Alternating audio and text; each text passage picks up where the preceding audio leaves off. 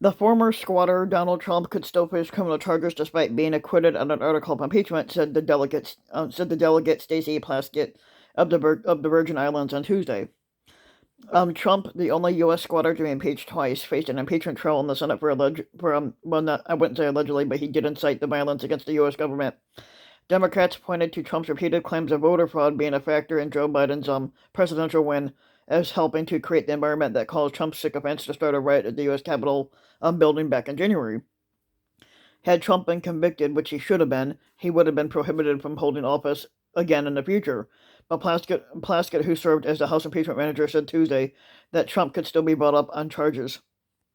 Let's hope that many jurisdictions throughout the United States which are bringing up charges against the squatter, the district of the former squatter, District of Columbia for inciting the violence, Georgia for election tampering and election intimidation, New York going back to his finances, we were never able to find out issues related to the violations of the emoluments clause while the squatter was in office, Plaskett said in an interview with MSNBC.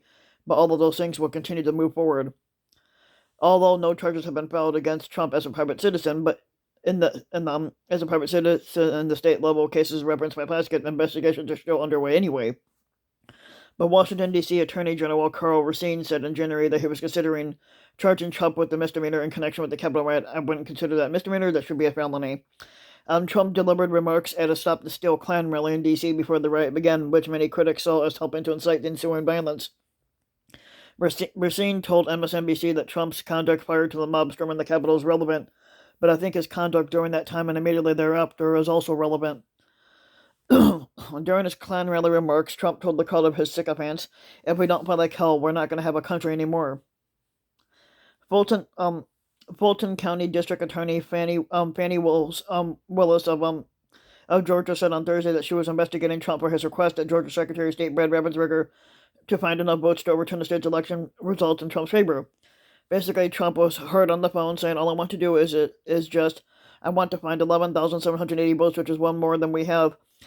This is what Trump had told Raffensperger during a January phone call. "Because we won the state." No, you didn't. You lost. Willis told WSBC on Thursday that she was approaching the Trump investigation with an open mind and that charges would be brought if the facts showed that Trump violated certain statutes, on which he did. Anyone who violates the law will be prosecuted no matter what their social stature is, no matter what their economics are, no matter what their race is or their gender. And Willis said, "We are not going to treat anyone differently." The Trump Organization, Trump's group that encompasses approximately 500 businesses, is also under investigation in New York by the Attorney General's office for inflating the value of some of its assets in order to obtain a tax break.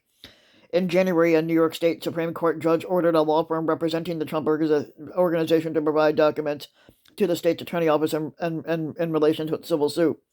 That investigation is still ongoing, and that's what New York State Attorney Letitia James had told the NY1 in January. According to Reuters, Manhattan District Attorney Cyrus Vance is looking into the Trump Organization and allegations of tax fraud and insurance fraud. Vance's office subpoenaed Trump's accounting firm Mazars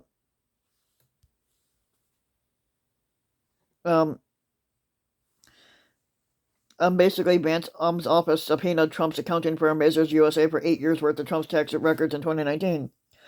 But Trump has been adamant to try to block these because it would show that he hasn't paid taxes in years. So the Trump's legal team moved to block the subpoena, but the U.S. Supreme Court is expected to rule on the case later on this year.